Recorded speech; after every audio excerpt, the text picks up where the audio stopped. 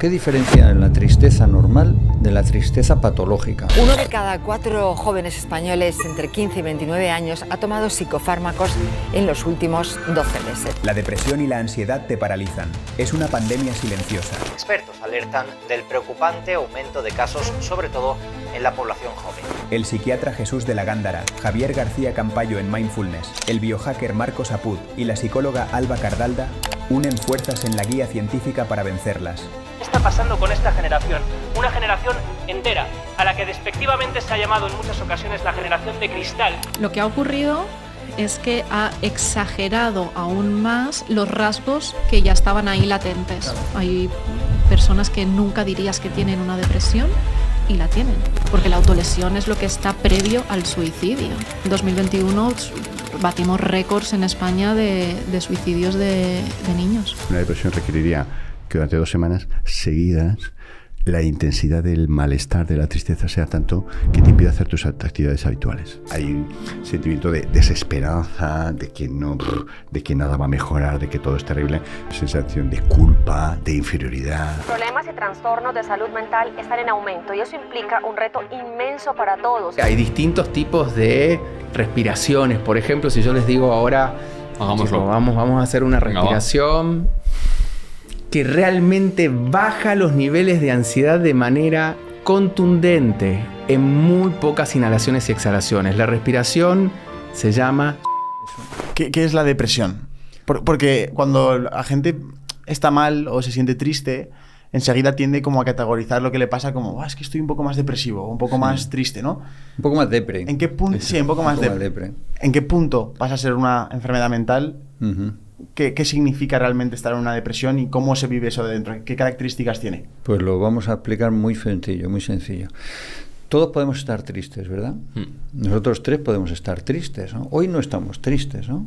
Pero a lo mejor esta tarde lo vamos a estar, o mañana, o no sé cuándo.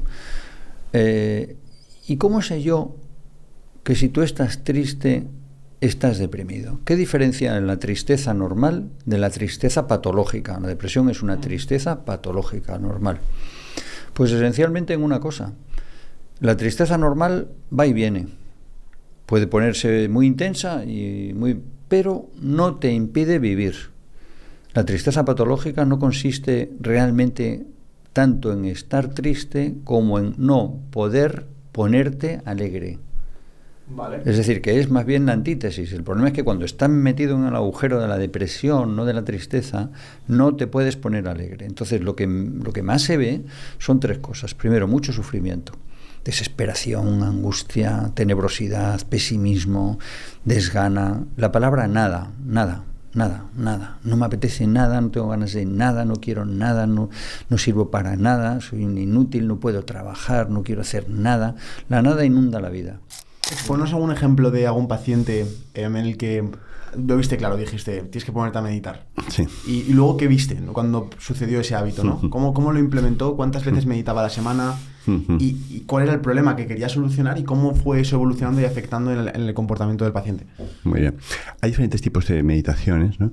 Habría unas que tienden más a desarrollar la atención, otras tienden más a desarrollar, por ejemplo, el afecto, el cariño hacia uno mismo, hacia los demás, etcétera, ¿no? En fin, hay varios tipos.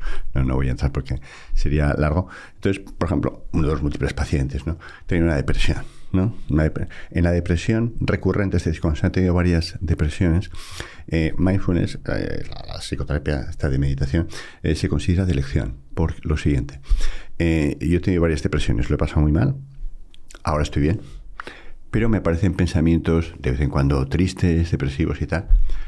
Tengo miedo a volver a recaer y entonces lo que intento es quitarme como sea esos pensamientos, vale, que es lo que de forma natural hace todo el mundo. Pero la mente funciona a la inversa del mundo externo. En el mundo externo, si yo no quiero estar contigo, me voy y no estoy. Pero en la mente, si tú no quieres tener un pensamiento o una emoción, cuanto más te esfuerzas en no tenerla, más viene. Vale. ¿No? Vale. Si yo os digo, no penséis en una elefanta rosa, para no pensar en elefanta rosa, estáis envenenados, ¿no? Y entonces pensáis en no pensar en él, es decir, pensáis en él, ¿no? Esto es lo que ocurre aquí, ¿no? Que el lenguaje sea un intermediario. O sea, esas son las 3 cosas que todo el mundo puede, quiere y debe hacer para preservar su vida, su salud mental. Es decir, tener el equilibrio entre las 3 patas del querer, poder y deber y que ese equilibrio no sea así, rígido, ¿no? Y trasladarlo a lo que puedes hacer con tus pies, lo que puedes hacer con tus manos, lo que puedes hacer con tu lengua. Y ya está. Muy fácil. En cuanto a evitar el llegar a un mal estado de salud mental y demás, yo creo que también le echo un poco la culpa a veces al tema de la educación. No sé qué opinión tienes al respecto, pero el que nunca nos hayan dicho que esté en una depresión, que esté en ansiedad, cómo ponerte esas barreras de saber cuándo tienes que ir al psiquiatra, claro. ¿No crees que evitaría mucho llegar a ese límite? Sí, sin duda, claro, porque atrévete a pensar, ¿no? Es importante. Atrévete a pensar por ti mismo, atrévete a escucharte, fíjate, fíjate, pon atención, levántate todos los días de tu vida con la palabra atención. Eso lo digo también muchísimo. ¿Sabéis a quién se lo digo mucho? ¿A quién? A mí. Jesucito, atiende, levántate, pon atención, la vida se va, pon atención, levántate todos los días con esa palabra, atiende, porque si atiendes, escuchas y estás abierto, aprendes, y si no, ya no te valen las lecciones. Claro que no nos han enseñado en la escuela qué es una depresión, ni falta que hace, pero sí nos podrían haber enseñado qué es la tristeza. Porque la depresión es una enfermedad, pero la tristeza no. Y si no aprendes a manejar tu tristeza, acabas en el psiquiatra, en el psicólogo, lo que sea. Pero la tristeza se puede manejar cuando no es patológica. Cuando ya es patológica necesitas ayuda. Pero aprende a manejar la tristeza y la alegría. Aprende a manejar la ansiedad. La ansiedad. Todos los seres humanos del mundo, todos los seres humanos de la historia de la humanidad, desde Atapuerca para acá, desde hace 1 millón de años, hemos tenido, tenemos y tendremos ansiedad. ¿No? No, ahora mismo, hombre... ¿Qué es la ansiedad, Jesús? Eso, el miedo. En nuestra dimensión energética, más allá de la dimensión de la materia, sin dudas. Sin embargo, en este paso por este plano, los humanos no podemos dividir tal cosa como el cuerpo de la mente. Y definitivamente lo que decía Sergio con respecto a empezar por la mente, cuando se trata de incorporar hábitos, sin dudas hay que empezar por entender la mente, a la vez en paralelo trabajándolo con los hábitos. Yo puedo, como psicólogo, como terapeuta, que es mi práctica profesional desde hace 25 años, recibir a un paciente con una depresión. Y puedo empezar primero preguntándole, ¿sí?, cómo fue su historia, cómo son sus vínculos, cómo está hecha esa experiencia emocional que tiene. O puedo empezar también, en paralelo a que hago ese trabajo, que es, por supuesto, muy importante, puedo empezar a trabajar sobre su sueño, su alimentación, sanar su microbiota, ayudarlo y empujarlo, motivarlo de alguna forma que empiece a entrar en movimiento, que haga actividad física, que se empiece a exponer a la luz del sol, ¿sí?, que deje de inflamarse con alimentos procesados, que empiece a tener ciertas prácticas, ¿sí?, que en paralelo a que estoy trabajando con su dimensión más emocional, más psíquica, va a ir modificándose porque estoy cambiando todo su laboratorio interno. ¿Y qué va primero? Es como la gallina o el huevo, ¿no? ¿Qué va primero? ¿A la vez? La incertidumbre, las enfermedades, el trabajo, la familia, el futuro, en fin, como el ser humano puesto a idear, invencible, pues inventamos cualquier tipo de fantasma que nos lleva a percibir amenazas donde no las hay. Un día escuché que una definición del miedo que la que defiendo a día de hoy, que es: el miedo es simplemente falta de información. Y cuando paré a pensar esa definición, me puse a pensar en momentos en los que he tenido miedo, por ejemplo, a hablar en público, por ejemplo, a hablar a una chica que me gusta, o atreverme a empezar un proyecto, y simplemente es porque aún no sé lo que va a pasar. ¿Qué es para ti el miedo? ¿Y cómo podemos vencerlo? La sensación de que no tenemos control sobre la realidad. Es lo mismo. Si tienes información, tienes sensación subjetiva de control. El cerebro humano, hace muchos años que he basado toda mi teoría, en mis libros, en lo que sea, en un concepto, control, desde muy pequeño. Esto, de repente, un día aprendí, no sé si es pertinente, pero bueno, os voy a contar.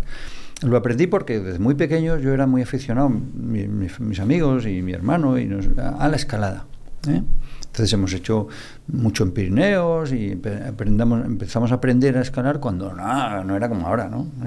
No teníamos nada. Y entonces tú estabas subido en una pared y decías: ostras, tú, que me puedo caer, que me puedo matar. Entonces, si tenías sensación de control, no te ponías nervioso, no te ponías a temblar, etcétera. Si no tenías sensación de control, te caías. porque el miedo te hacía fracasar. Tristeza y depresión. ¿Son iguales o son diferentes? No, la depresión se considera que tiene que ser mantenida en el tiempo e intensa. Esa es una diferenciación importante, ¿no? Que si yo puedo estar triste hoy por lo que sea, he tenido un disgusto con, yo qué sé, con mi pareja y tal, pero bueno, no es nada serio y tal, pero estoy triste. Es un sentimiento no demasiado intenso y no duradero. Una depresión requeriría que durante 2 semanas, esos son los criterios que se utilizan, ¿no?, en psicología y en psiquiatría, que durante 2 semanas seguidas la intensidad del malestar, de la tristeza, sea tanto que te impida hacer tus actividades habituales. Por ejemplo, si yo soy estudiante no puedo estudiar, si soy trabajador no puedo ir a trabajar, sí, etcétera, etcétera, ¿sabes? Es decir, es mantenido 2 semanas continuas en todo momento y suficientemente intenso como para impedirte la vida. Bueno. Entonces, que la tristeza, pues, bueno, estoy triste y tal, hay una diferencia. No, la tristeza no es una experiencia normal de ser humano, ¿no? Hoy me han salido las cosas mal y puedo estar triste. Está. ¿Y el diálogo interno es el mismo? Por ejemplo, el no apetecer nada, el no quiero hacer nada, ¿Eso, es que, ¿una tristeza puede darlo también? Normalmente no es tan intenso ni tan duradero.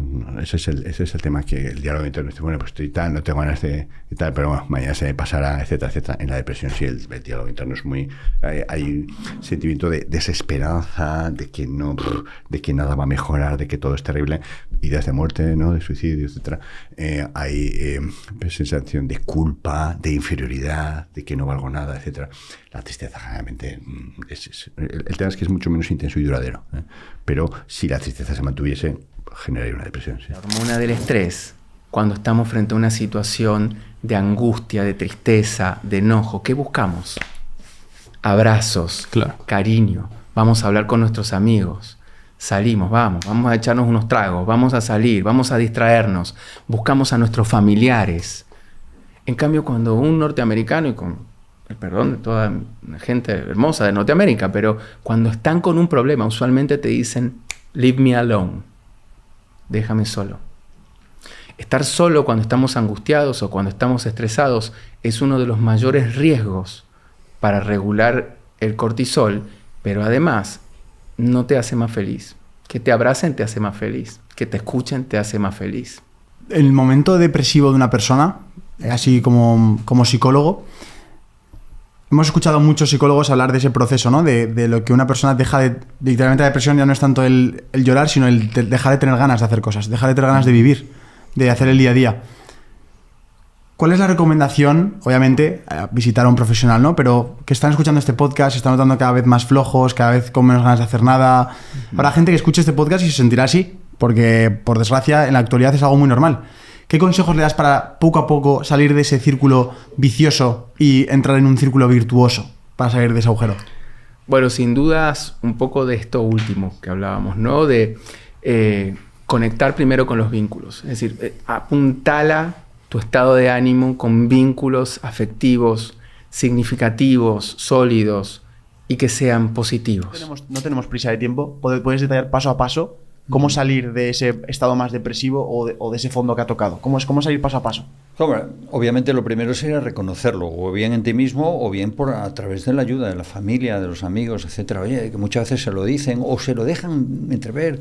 Pues tú andas un poco pachucho, ¿por qué no haces terapia? O ahora mismo los lugares más comunes y un poco desvirtuados son, pues haz terapia, o ves al psicólogo, o es que la salud mental, tal. Pero estos son un poco palabrería mediática, ¿verdad?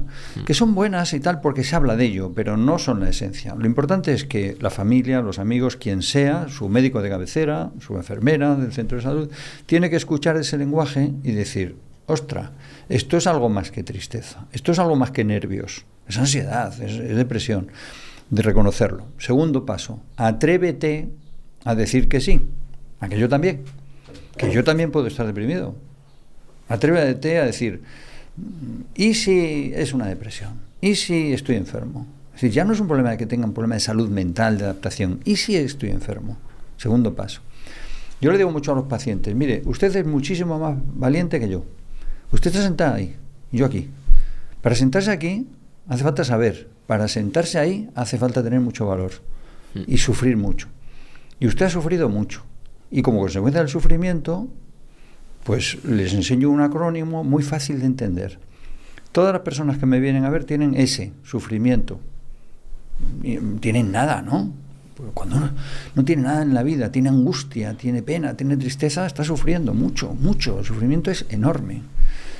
Segunda cosa, a que los sufrimientos siempre te producen un segundo lenguaje, que es no puedo comer, no puedo dormir, no puedo divertirme, no puedo dejar de pensar, no puedo trabajar, no puedo. Tienes incapacidad. Empieza por I, incapacidad, insuficiencia, es decir, S, I. Ya tenemos ese I. Y finalmente, ¿por qué has venido? Porque le necesito. ¿Solo a mí? No, también necesito beber para quitarme las penas, o necesito reñir, o necesito coger el coche, o necesito suicidarme. Si se dan S, I, N, te tienes que sentar ahí. Sí, que ahora tiene unas cuantas burbujitas, es decir, que está cargado. Sí, en 8 minutos yo estoy estructurando el agua. Yo le estoy cambiando la estructura molecular al agua. Y nosotros, como dijimos antes, somos más de un 70% agua. Entonces, cuando llevo estos filtros en mi cuerpo, cuando los pongo para poder protegerme de la tecnología que tenemos alrededor, que estamos rodeados de tecnología, silencio de alguna forma ese ruido que le estoy emitiendo a las células todo el tiempo y que nos está enfermando y que está arruinando nuestra salud física y que está arruinando nuestra salud mental, genera inquietud, nerviosismo, ansiedad, insomnio y muchísimos cuadros más a nivel psicológico. En un post de tu Instagram subiste técnicas para bajar la ansiedad y calmarte de forma rápida, digamos. ¿Podrías compartir alguna de esas técnicas para que la gente en su casa pueda utilizarlas? Eran como el aleteo de una mariposa. Claro, era curioso, era fácil de hacer. Corporales, sí. Hay distintos tipos de respiraciones. Por ejemplo, si yo les digo ahora, hagámoslo. Vamos a hacer una respiración que realmente baja los niveles de ansiedad de manera contundente en muy pocas inhalaciones y exhalaciones. La respiración se llama suspiro fisiológico. Vale. Si conocen a Andrew Huberman, él la difunde mucho y se sabe que es el tipo de respiración que más eficacia tiene sobre la ansiedad, incluso puede cortar un ataque de pánico, algo que para los terapeutas es muy importante para trabajar con los pacientes. Atentos en casa, por favor. Eso lo invitamos. Van a tomar una inhalación profunda por nariz y luego la van a hacer por segunda vez al ritmo que lo voy a hacer yo y luego van a exhalar bien largo por boca, ¿ok? O sea, se inhala en 2 tiempos y se exhala largo por la boca. Vale. Te seguimos. Vamos. Inhalo. Un poco más.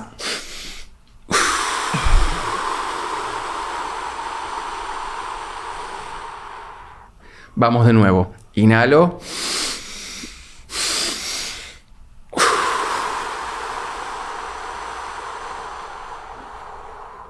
Y ahora le vamos a agregar un sonido de humming para potenciarlo más. Inhalo.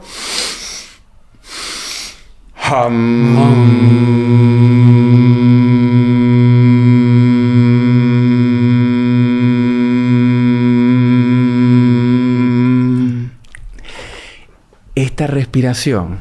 Hostia, se nota en la cabeza. ¿Se siente? Solo la hicimos 3 veces. Si la hago de 5 a 10 veces, los niveles de relajación van a ser exponencialmente mayores. Wow. Definitivamente corta la ansiedad.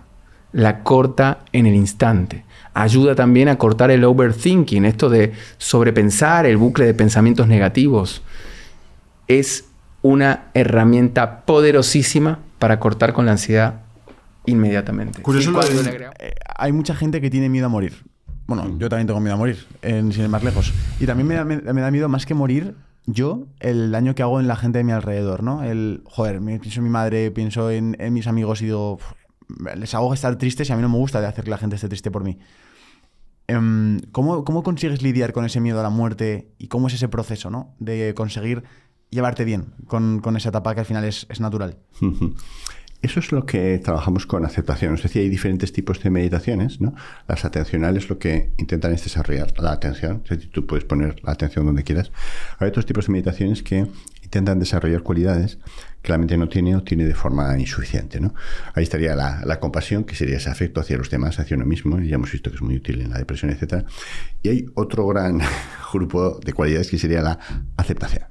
La aceptación es algo raro para los occidentales, ¿no? Porque estamos educados en la no aceptación, en la lucha, en la pelea, etcétera. De nuevo, es mucho más habitual en Oriente, porque también va ligado a la meditación, ¿no?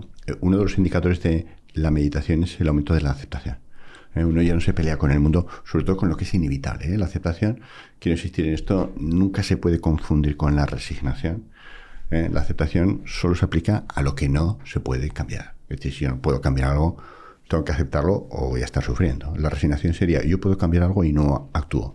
Eso no se recomienda ni en la tradición meditativa, ni en la psicología, ni en ningún sitio. Pero cuando yo no puedo cambiar algo, lo que tiene sentido es aceptarlo, porque si no voy a estar dándome golpes contra la pared sistemáticamente. La muerte es una de estas cosas. No se puede cambiar, esto va a existir, ¿no? Entonces la aceptación consistiría en el acostumbramiento progresivo a que esto es así y el darnos cuenta de cuáles son las causas del miedo a esa muerte, ¿no? Tú decías que... Confinamiento y todo esto. Tú como psicóloga has podido ver literalmente antes y después de ese momento. ¿Qué ha pasado en la sociedad? ¿Qué ha pasado a nivel de salud mental en la sociedad con este problema? Lo que ha ocurrido es que ha exagerado aún más los rasgos que ya estaban ahí latentes, claro, ¿no? Entonces, una persona que tenía ciertos rasgos obsesivos a raíz de la pandemia y del confinamiento, lo que hizo es volverse completamente obsesiva. Una persona que tenía rasgos un poco depresivos o que tenía una tendencia a estar más triste, a estar un poco más pesimista, lo que hizo la pandemia fue llevarla a una completa depresión. Los rasgos más ansiosos, lo mismo. Entonces, todo se exageró, se llevó como a los extremos, ¿no? Y eso fue lo que hizo que hubiese una demanda de salud mental y de terapia psicológica brutal. Y más en gente más joven. Principalmente, ¿cuál era el problema que veías tú en consultas? ¿Cuál era el principal caso que pasaba? Mucha ansiedad, muchos rasgos depresivos y muchos trastornos de conducta. Muchísimo. Entonces, y dentro de ahí, claro, diferentes grados, ¿no? Yo empecé a ver una cantidad de niños y adolescentes con autolesiones brutales, porque la autolesión es lo que está previo al suicidio. Ostras, madre mía. Y en niños, o sea, de hecho en el 2021 batimos récords en España de suicidios de niños, de menores de 15 años. Fue una barbaridad. ¿Tú crees que está bien hecho el que se oculte tanto el tema de los suicidios? ¿Ayuda o perjudicaría más si lo dieran a la luz lo que está pasando? Está demostradísimo que hablar de lo que ocurre ayuda a mentalizar y a concienciar a las personas del suicidio y reduce los casos. Es que creando un tema tabú de algo tan importante no llegamos a ningún buen puerto. Entonces, ¿por qué se oculta? ¿Qué quieren buscar ocultándolo? Porque siempre ha existido el miedo de que al hablar de ello la gente se anime más a hacerlo. O sea, las personas que... ¿Qué necesitas? Ayuda, un libro, aprende, y la próxima vez lo haga bien. El acrónimo funciona. No lo haces, pues la próxima vez peor, no te adaptas. La próxima vez ya no tienes miedo, ya tienes ansiedad. Y la tercera ya no tienes ansiedad, tienes angustia. Y la cuarta, te quedas en casa, fobia. Hostia. ¿Qué es una fobia? Y cómo una persona sabe que algo no le tiene miedo o tiene fobia, porque yo creo que se infravalora el poder de la palabra, fobia. Sí, muchas veces, tengo fobia a hablar en público, tengo fobia a exponerme delante de una cámara, y yo en plan, a ver, tienes miedo. O sea, yo también he tenido miedo. Claro. ¿Cuándo pasa de ser de miedo a fobia? ¿Y por qué? Pues el miedo es normal, la fobia es patológica, igual que antes la depresión y la depresión. ¿Cómo la detecta una persona para saber que tiene que tratarse? Es irracional e incapacitante. Vale. Absurda, irracional. ¿Por qué vas a tener miedo a un ascensor? ¿Vale? ¿Por qué tienes miedo a las culebras? ¿Tú cuántas culebras has visto en tu vida? ¿Una o ninguna? ¿Por qué le tienes miedo? Es irracional, es absurda, no es como el miedo a un señor por la noche en un callejón oscuro con un cuchillo. Eso sería un miedo racional. Pero un miedo fóbico es irracional, es absurdo. ¿Pero por qué le voy a tener yo miedo a pasar el paso de cebra y me tengo que quedar aquí bloqueado? Estoy haciendo fobias reales que se ven en la clínica, ¿no? O montar al avión o lo que sea. ¿Por qué es irracional? Y segundo, porque es tan intenso que es incapacitante. No permite poner en marcha los mecanismos de adaptación. No permite nunca el control. Y entonces, cuando haya una fobia, no lo intentes porque no lo vas a conseguir. Necesitas un tratamiento y una terapia. Yo creo que es muy interesante. Es el tema de la depresión. Para un poco saber que una persona sepa a ciencia cierta de que está en un proceso de o inicio de depresión o una depresión profunda. ¿Qué es una depresión primero y cómo detectas si estás en una o no?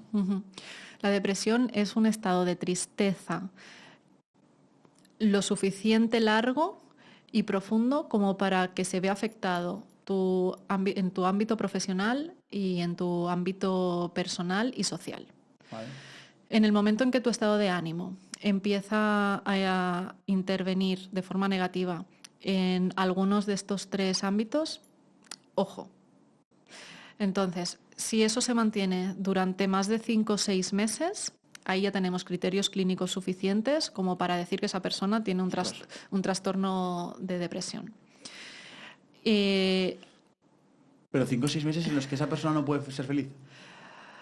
No que no pueda ser feliz, sino que su estado de anímico es muy bajito. Llora mucho. También hay mucho. Bueno, no es necesario llorar, para estar triste. O sea, que cada persona expresa la tristeza de formas muy diversas. Incluso, hay personas que nunca dirías que tienen una depresión y la tienen. Hemos visto casos de famosos que se están riendo hasta el día anterior y se han terminado suicidando. El cómo uno expresa las emociones es totalmente variable. No porque una persona llore más significa que está más triste que otra que no llora. La tristeza es algo que se lleva por dentro. Entonces, por eso uno mismo tiene que ser consciente de cómo está por dentro, porque a lo mejor la persona que está a tu lado no lo puede detectar. A ver, si es alguien con quien vives y ya te conoce de antes, evidentemente va a haber cosas que dices, ostras, esto no es normal, está muy bajito de ánimo, pero que no llore no significa que no puede estar entrando en un proceso de depresión. Nadie. Hay una publicación en tu Instagram que me gustaría leerte porque creo que es muy interesante y habla sobre el poder que tienen las palabras. Dices que en 1994 el científico Masaru Emoto hizo un hallazgo increíble. Las palabras afectan a la materia. Expuso moléculas de agua a diferentes palabras, sonidos y emociones. ¿Cuál fue el resultado? Palabras positivas como amor y gratitud formaban cristales hermosos y armoniosos. Palabras negativas como odio y miedo creaban estructuras caóticas y deformes. Y si las palabras pueden hacer esto con el agua, imagina lo que hacen en tu cuerpo, que es 70% agua. Técnicas para bajar la ansiedad y... esto es otro punto. Ya está. Eso ya no lo decía Emoto. Eso no lo decía. Es una maravilla lo que este hombre dejó como legado y como conocimiento y la conciencia de cómo nuestras palabras, que están cargadas de frecuencias, modifican nuestra estructura molecular. Atraviesa la piel, Atraviesa todo. Más del 70% de agua. Eso es lo que somos. ¿Sí? Así como el cerebro es más del 70% grasa. Y así como el planeta también es aproximadamente más del 70% de agua. ¡Qué locura! Miren la equivalencia. Esto no es aleatorio. Es como el ciclo femenino. El ciclo lunar tiene 28 días. El ciclo femenino, ¿cuántos días tiene? 28. Hay un orden natural maravilloso. Y hay una frecuencia energética que nos atraviesa, de la cual también nos hemos ido como desconectando, pensando que somos cuerpo, mente. Es una sola cosa.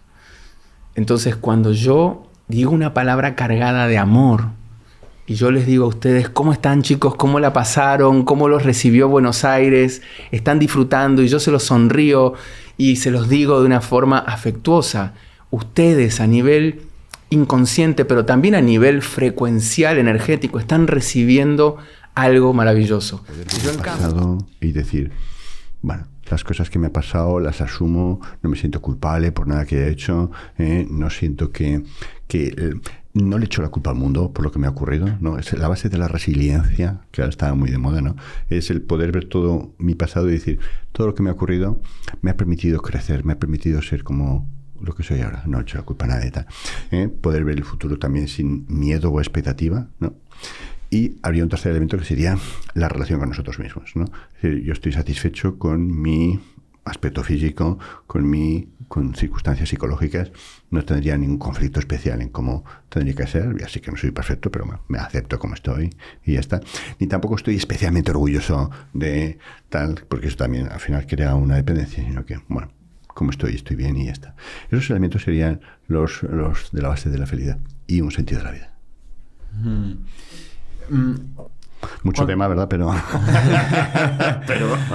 Hombre, buen mazacote de información le estamos dando a la gente, ¿Y esto, por ejemplo, qué es la risa? ¿Qué es la risa? ¿Qué es a nivel mental?